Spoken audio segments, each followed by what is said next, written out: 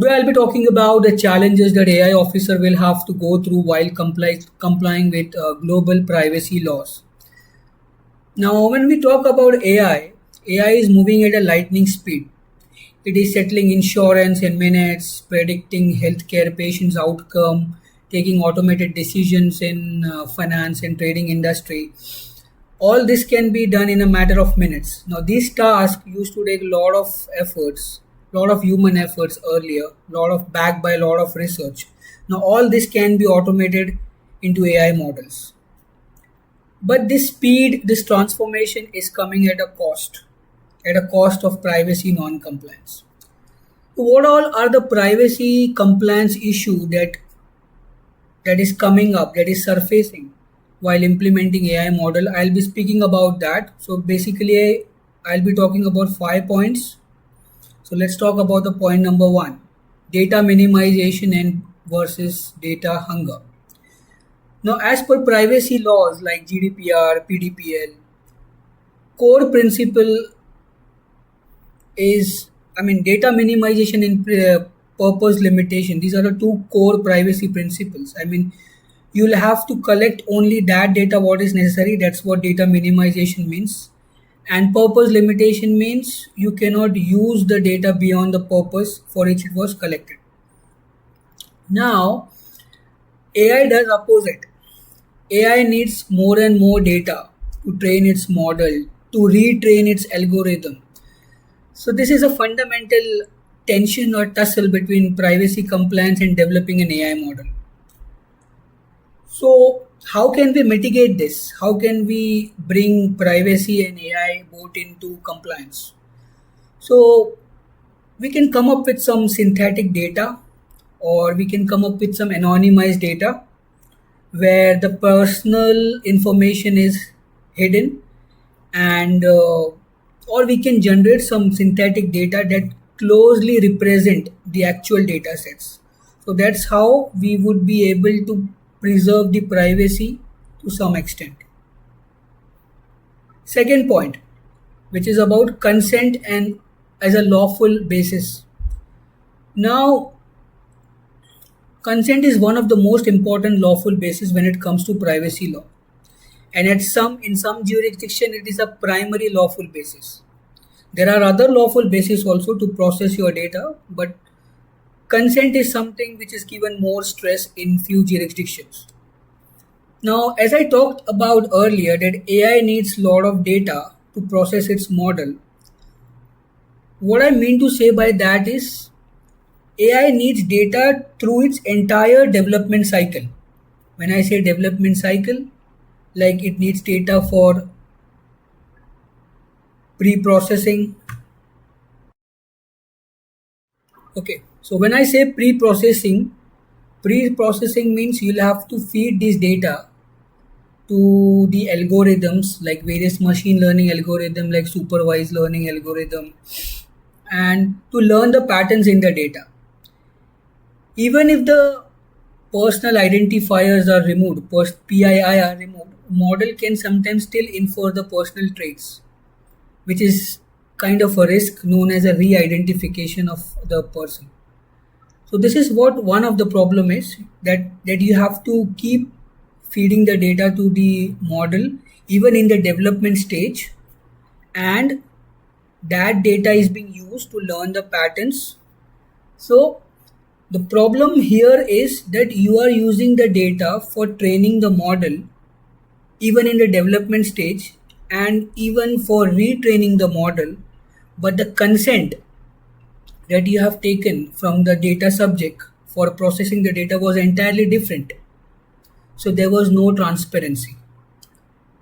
So to fix this, to comply with privacy on this, you'll have to take reconsent from the data subject that we are using your data for this additional purpose, and also you'll have to explain that consent in a clear communication language, that how your data is being used for AI model developments.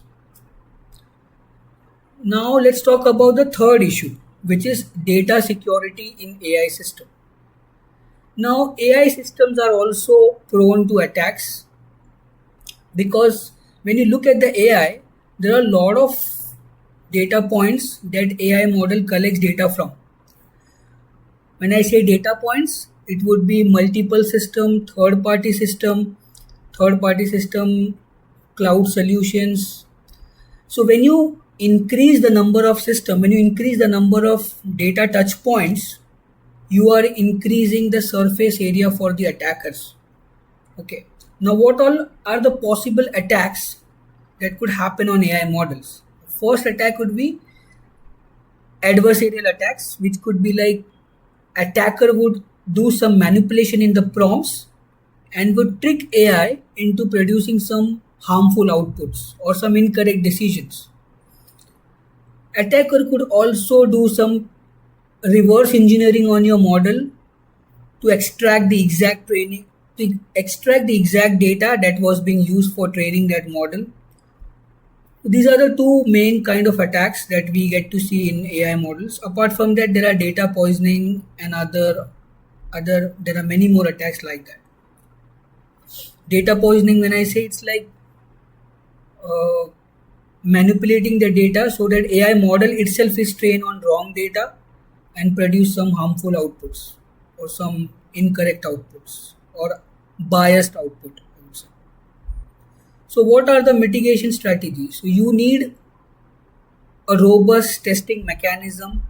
You need to have robust AI audit framework in place, and you'll have to continuously monitor your AI model performance and detects any anomalies or accuracy. You'll have to always monitor your AI model on this specific parameter. The two parameters I can speak about is one is the accuracy parameter, one is the performance parameters, and also tracking like false positive rates that are being produced by AI model. So this was the, I believe, the third strategy. The fourth one is the accountability and traceability. Now, when it comes to privacy laws, accountability is given more importance. When I say accountability, I mean you should be able to explain. So, the fourth point which we are talking about is accountability, transparency, and traceability in AI decision making.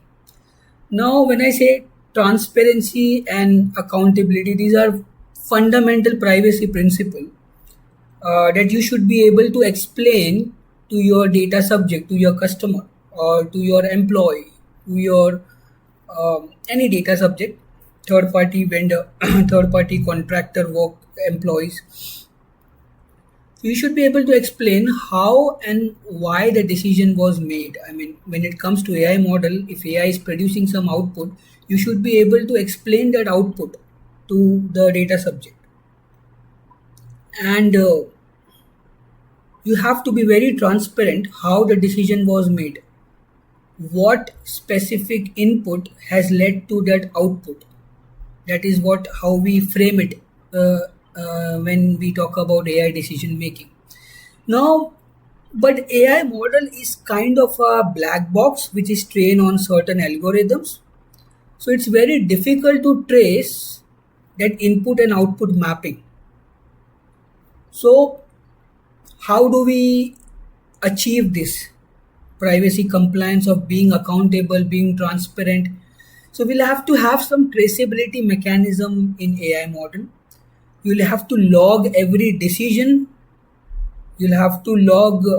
You should implement certain techniques into AI pipelines where every decisions or every data processing activities is logged, so that when when there is a burden of proof on a data controller, so he should be able to explain that to the data subject on why that particular decision was taken. Or if, let's say, if someday DSR was raised, TSR was raised to know about that decision making, the controller, I mean, the burden of proof is on controller to explain that decision making. So this is, and as a mitigation strategy, you can always keep the human in the loop, human